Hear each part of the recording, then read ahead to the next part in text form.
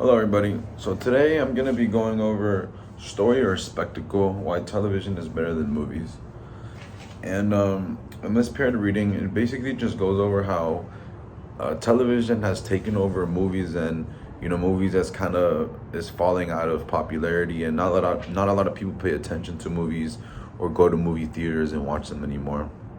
It's saying that people rather just be at home and stream nowadays. Stream through Netflix. Before, it was really like shows like HBO and stuff like that. I was trying to get people's attention, but now it's more Netflix that kind of like what the popular choices for streaming.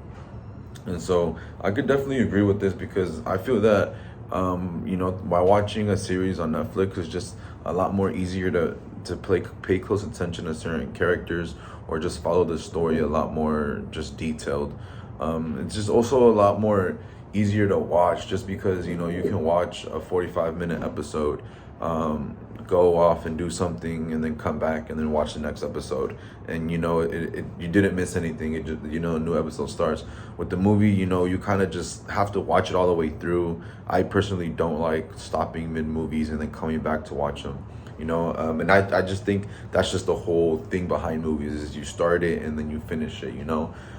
There's no really stopping in between. So I feel that it's more appealing to people in that way because it's just like less time consuming. Just to watch a 2-3 hour movie can take up a lot of our time.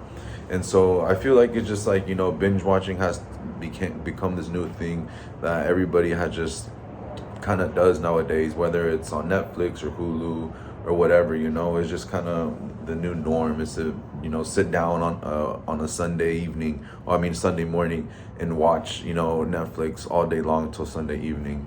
I know plenty of people that do that. I've done that before in the past. And so I definitely feel that television, or how the book was saying that made television, because you're not really sitting in front of a TV, you can be in front of a laptop or whatever. But television is taking over movies, right? And I think that it is only natural just because people are in the comfort of their own home and they can watch how whatever they want through their streaming service. Something that I found really interesting was how it talks about how all of the new material that's coming out is different in the way that it's blurring the line between good and bad, in the way where there's not really any more like superheroes or like things like that in storylines. And I think an example that I could give is from the show Blacklist on Netflix, where basically the main guy is he's like a bad guy that's like a drug dealer, a trafficker, like he's everything, right? And the police caught him, or the FBI, but he turns into an informant. So like, and then he ends up being like a bad guy that's good in a sense. I don't know. It's interesting. So I mean, I could definitely relate to the book saying how all this new kind of like entertainment that's coming out is just different, even from that point of view. And so that's basically what I had to say about that.